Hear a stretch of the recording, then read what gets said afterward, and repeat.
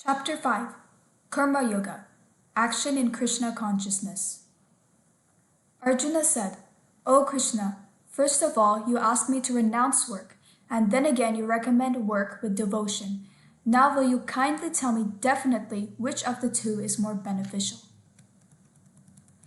The personality of Godhead replied, the renunciation of work and work in devotion are both good for liberation, but of the two, work in devotional service is better than renunciation of work. One who neither hates nor desires the fruits of his activities is known to be always renounced. Such a person, free from all dualities, easily overcomes material bondage and is completely liberated, O mighty-armed Arjuna. Only the ignorant speak of devotional service as being different from the analytical study of material world. Those who are actually learned say that he who applies himself well to one of these paths achieves the results of both. One who knows that the position reached by means of analytical study can also be attained by devotional service, and who therefore sees analytical study and devotional service to be on the same level, sees things as they are. Merely renouncing all activities, yet not engaging in the devotional service of the Lord, cannot make one happy. But a thoughtful person engaged in devotional service can achieve the supreme without delay. One who works in devotion, who is a pure soul, and who controls his mind and senses is dear to everyone, and everyone is dear to him. Though always working, such a man is never entangled. A person in the divine consciousness, although engaged in seeing, hearing, touching, smelling, eating, moving about, sleeping, and breathing, always knows within himself that he actually does nothing at all. Because while speaking, evacuating, receiving, or opening or closing his eyes, he always knows that only the material senses are engaged with their objects and that he is aloof from them. One who performs his duty without attachment, surrounding the results unto the Supreme Lord, is unaffected by sinful action, as the lotus leaf is untouched by water.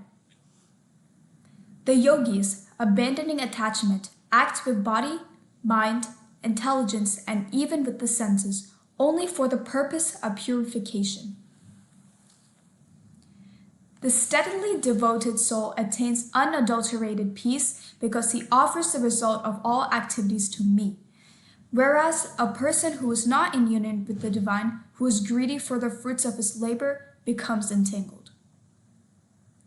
When the embodied living being controls his nature and mentally renounces all actions, he resides happily in the city of 9 gates, neither working nor causing work to be done. The embodied spirit, master of the city of his body, does not create activities, nor does he induce people to act, nor does he create the fruits of action. All this is enacted by the modes of material nature. Nor does the Supreme Lord assume anyone's sinful or pious activities. Embodied beings, however, are bewildered because of the ignorance which covers their real knowledge. When, however, one is enlightened with the knowledge by which science is destroyed, then his knowledge reveals everything, as the sun lights up everything in the daytime. When one's intelligence, mind, faith, and refuge are all fixed in the Supreme, then one becomes fully cleansed of misgivings through complete knowledge, and thus proceeds straight on the path of liberation. The humble sages, by virtue of true knowledge, see with equal vision a learned and gentle Brahmana, a cow, an elephant, a dog, and a dog-eater. Those whose minds are established in sameness and equanimity have already conquered the conditions of birth and death. Those whose minds are established in sameness and equanimity have already conquered the conditions of birth and death.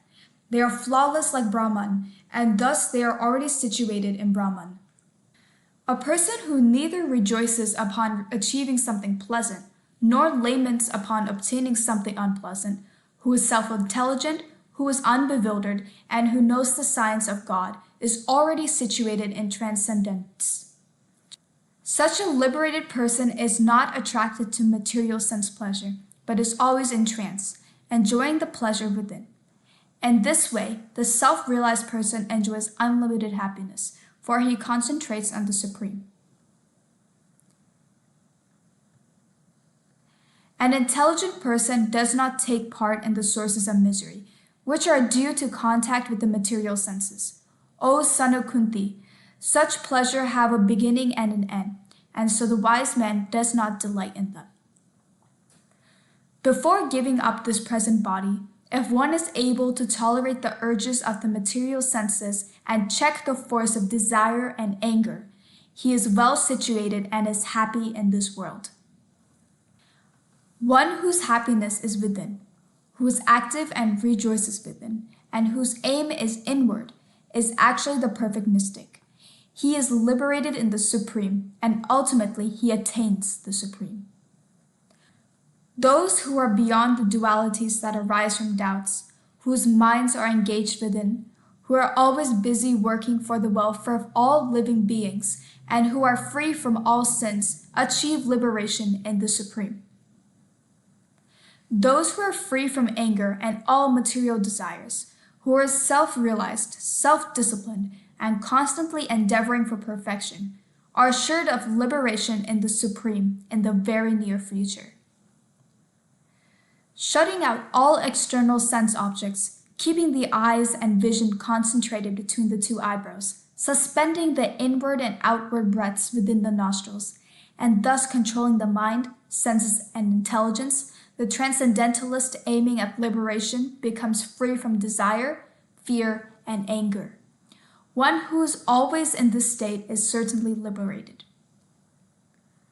A person in full consciousness of me, knowing me to be the ultimate beneficiary of all sacrifices and austerities, the Supreme Lord of all planets and demigods, and the benefactor and well-wisher of all living entities, attains peace from the pangs of material miseries.